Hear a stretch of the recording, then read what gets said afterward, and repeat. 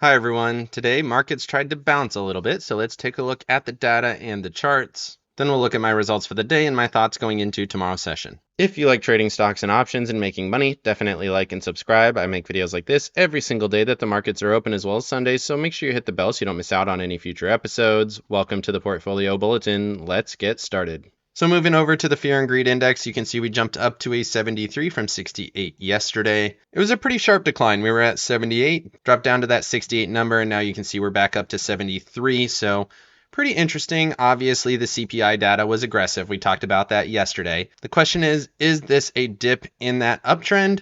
Or is this a shift in sentiment? And I think that still remains to be seen. I maintain that we still look decent going into the options expiration, and then I would expect bearishness to come through after that. Right now, looking at stock price strength, you can see still in greed for both of these. Breadth continues to hover pretty low, honestly, and we'll take a look at the breadth charts later. Put call ratio, extreme greed, volatility did dip down here today, but it is in fear. It's a little bit elevated. You can see this choppy price action with these higher peaks, and then safe haven demand and junk bond demand, no change from yesterday, continuing to be in extreme greed. Moving over to the seasonality charts, you can see the 14th, it was expected to be generally flat. I think because we had that sharper decline yesterday, we kind of got back into that flatter territory.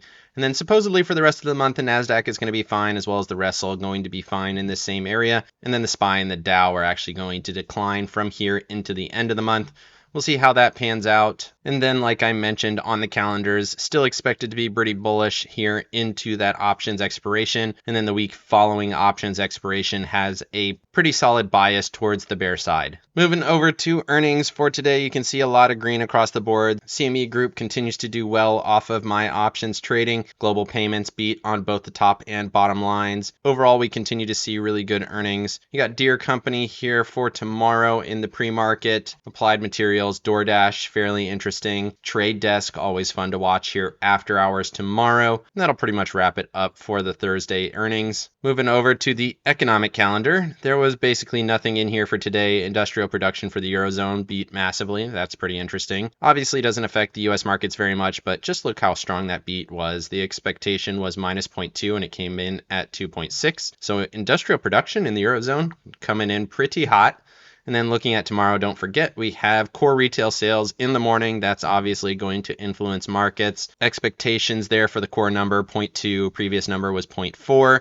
And then looking at the month-over-month number, minus 0.2 from the previous 0.6. That's going to be interesting. If these come in a little bit hot, that could send markets a little bit higher. I think good news is probably good news here for markets at this point, especially on the back of that CPI data. And then to finish up, you do have the Fed balance sheet at 1630, always interesting to see. Moving over to Max Pain, you can see there are still a ton of options. This is the third week options expiration, so it makes sense. You can see that big call wall here at 495. We did get well above it. We were right around 494.50 or so yesterday, and then we got well above it here today. The top of the puts at this point is up around 404, 405. I really just can't imagine we're going to see that kind of strength going into the end of the week.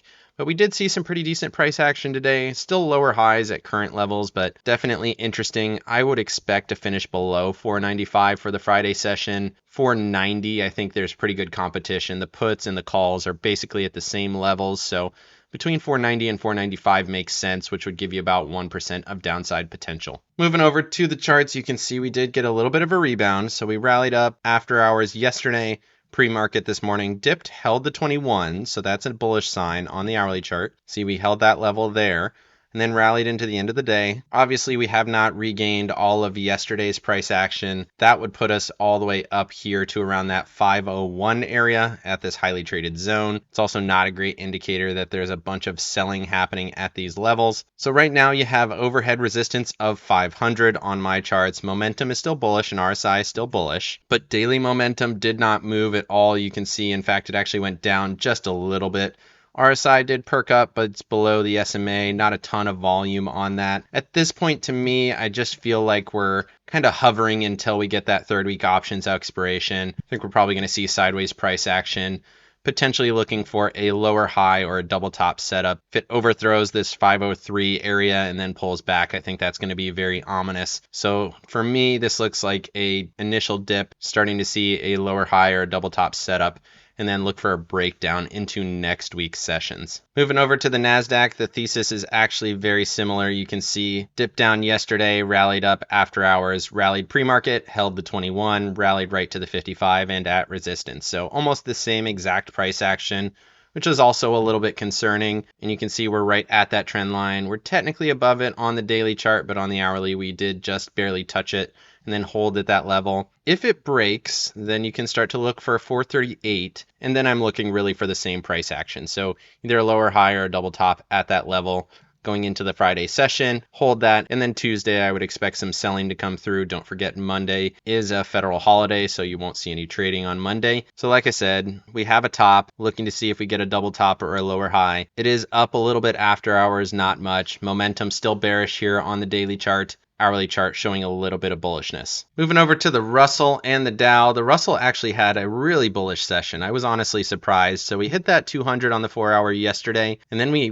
basically rallied straight up throughout the session. Took out my 198.75 level. Next one for me, 201.88. I'm still not super convinced, to be honest. I think we're probably going to see similar price action to everything else next week. I think we might top out around that 201 area and then sell next week. You can see we're well below the SMA still on RSI. I'm just not convinced. The price action is pretty bullish, so don't get me wrong. You do have to respect that. But I was hesitant going into today's session. If tomorrow is super bullish, I might roll back out. I'm still being patient here. I didn't make any adjustments. Momentum did step to bullish on the daily chart, and then looking at the Dow, similar thesis, touched that level at 382.20 after touching that level yesterday. So that's clearly an area of support here. If it continues to bounce, you got the 21 sitting at 385.92, and then you got trend resistance up around that 387.30 area, just ahead of my level at 387.77. So now we have a couple of levels to work off of. Again, could be a high, midpoint, lower high, or double top.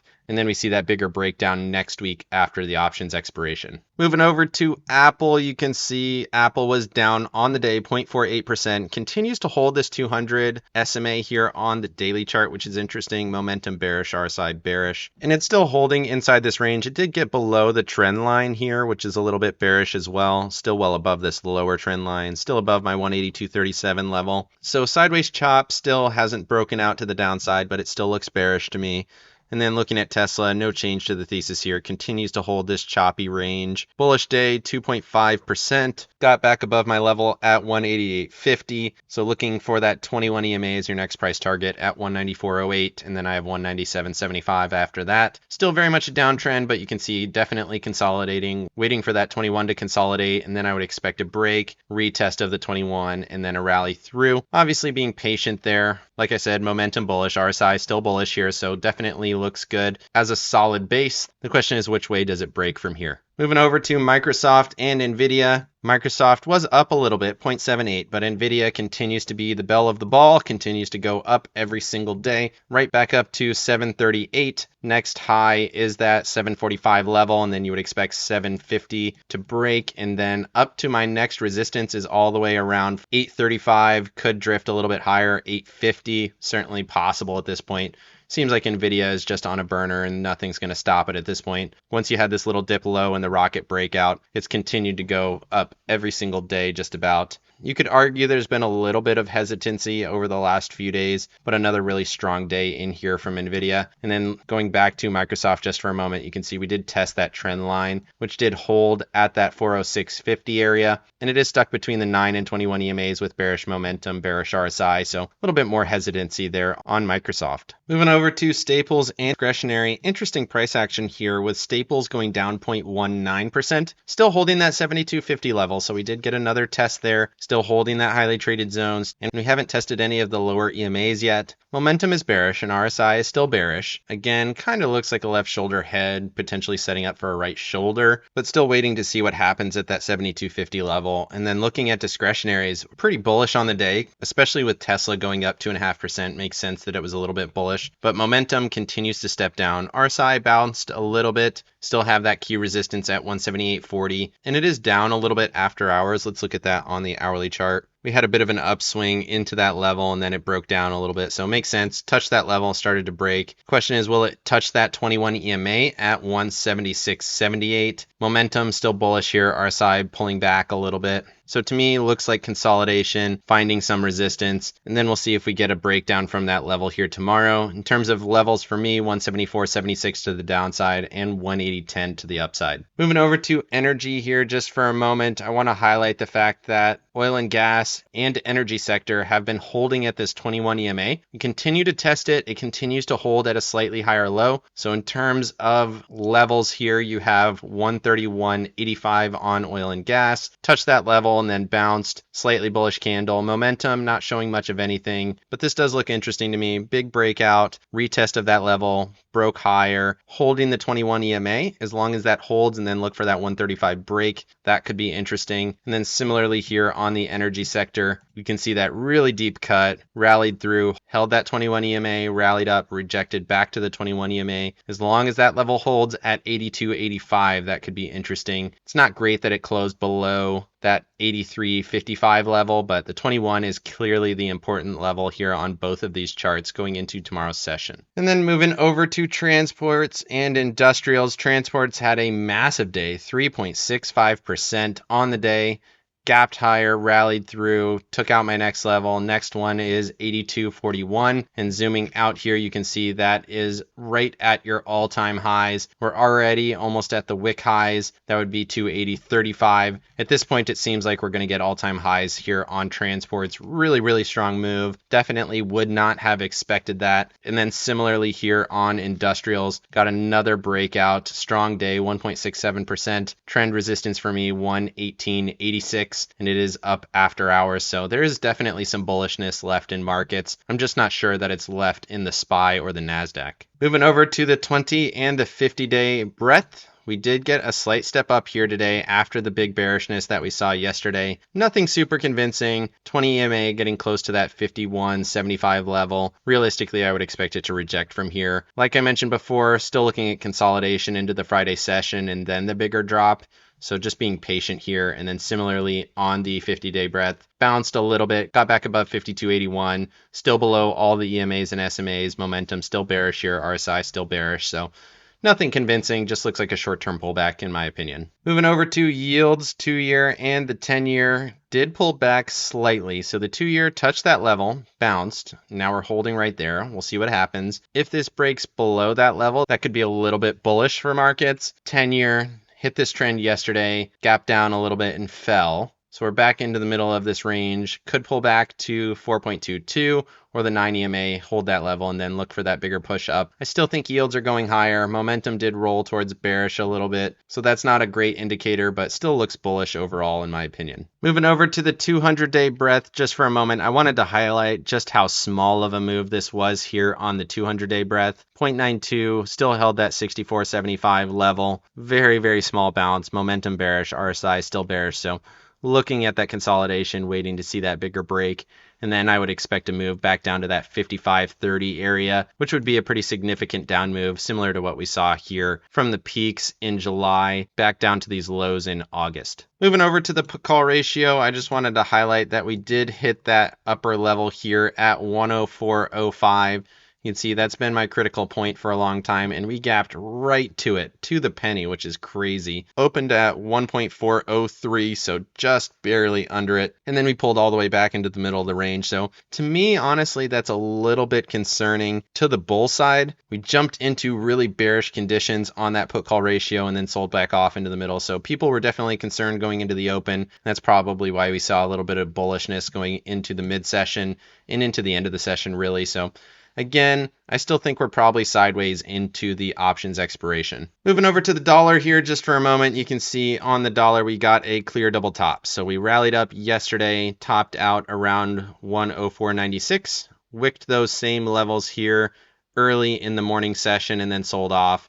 got a lower low here. So it honestly looks kind of like a flag setup. We'll see if that ends up materializing at all or if it just breaks through this lower level to the 55. 55 sitting at 104.55. And then next level for me to the downside is 104.41. Slight bearish candle. Momentum still bullish. RSI still bullish. 9 EMA sitting down at 104.28. Overall, this still looks bullish to me. We're still above all the EMAs and SMAs on the daily chart, so just looks like a short-term pullback on the shorter time frames. Moving over to bonds, you did get a slight step up with yields going a little bit lower, so gapped up, rallied, hit the 55, still towards the lower end of this range. We've been in the same range for a while, so nothing really changing here on JNK. 9 EMA sitting at 94.34. I would expect rejection around this midpoint, especially if it's going to break. If we don't make it to the top of the range, similar to what we saw here. So we got to this kind of mid area and then broke down. Previously, we had been getting to the top of the range every time. Now we got a lower high, expecting a lower high here as well. And then you would expect a lower low down to that 93 area. And then moving over to TLT, you can see we got a slight bullish day off of that really strong bearish day. Got right to the candle open at my level 92.82. And that is exactly what we finished on to the penny. It's up a few cents after hours. Momentum bearish, RSI still bearish here. I added this structure. I had this upper line. Now I added this lower line. That would put your support down around 90.73. I think that's interesting. Overall, I still think this is bearish, but definitely found a little bit of support hovering at a key level. Moving over to the VIX, we got a bit of a step down. We're still holding at a much higher low here. Support is really down around 1383, and we still held up at these previous wick highs at 1435. At this point, my price target is at least that 1850 level like we saw back here. So I would expect to hold, potentially push back up to these levels, if not 1850. And then if we hit 1850 and we start to hold a higher low, then you'd be looking for that 20, potentially 2250 at this previous wick high from October. Then we'll see what happens. Right now, this still looks like a bullish structure to me. Let's go ahead and extend out that trend line a little bit. That would put your next price target up around that 1850 area. So still looks bullish on the VIX, even with a slight move down, still holding a higher low. Moving over to my accounts, obviously I was a little bit bullish going into the day. So that obviously made some money on the day, up around $1,500, back up to that 122 level. $4,500 on the year so far, pretty good. And then looking at my positions, still got that TQQs put at 54.50. That's almost at 100% profit already. So I might take that off and wait to see what happens here. Only $1.45 credits at $91 profit. So almost max profit there. And then I did end up rolling out this covered call. I was a little bit concerned. We were already well past my max profit. That was for $2.84, back out to 87 for a week from now. We'll see how that plays out. Still pretty deep in the money at $1.50 in the money. And then $2.84 puts the max profit at $59.84, almost at $60. So gives me a little bit of potential profit on that position for next week. And then 53, I didn't do anything with these. Max profit already touched it here. So max profit is that 58.37 level. We're at 58.54. You can see we're actually up a little bit more after hours. So technically already at that max profit.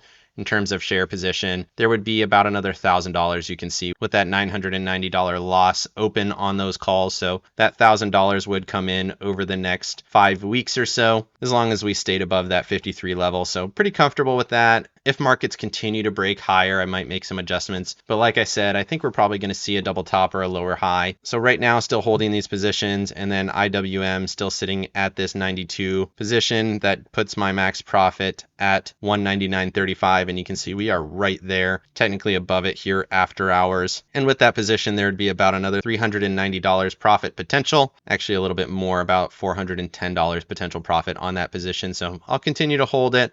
We'll see how it plays out over the next few weeks. Pretty comfortable. Like I said, I think we might see some bearishness next week, but right now I think everything looks okay to hold into the end of the week. Let me know down in the comments section what you think of the charts. Is this pullback going to bring higher highs, or will it be a double top or a lower high setup going into next week? Definitely like and subscribe if you got any value out of this video, and make sure you hit the bell so you don't miss out on any future episodes. Of course, none of this is financial advice. This is all for entertainment purposes. Good luck in your trading and have a great day.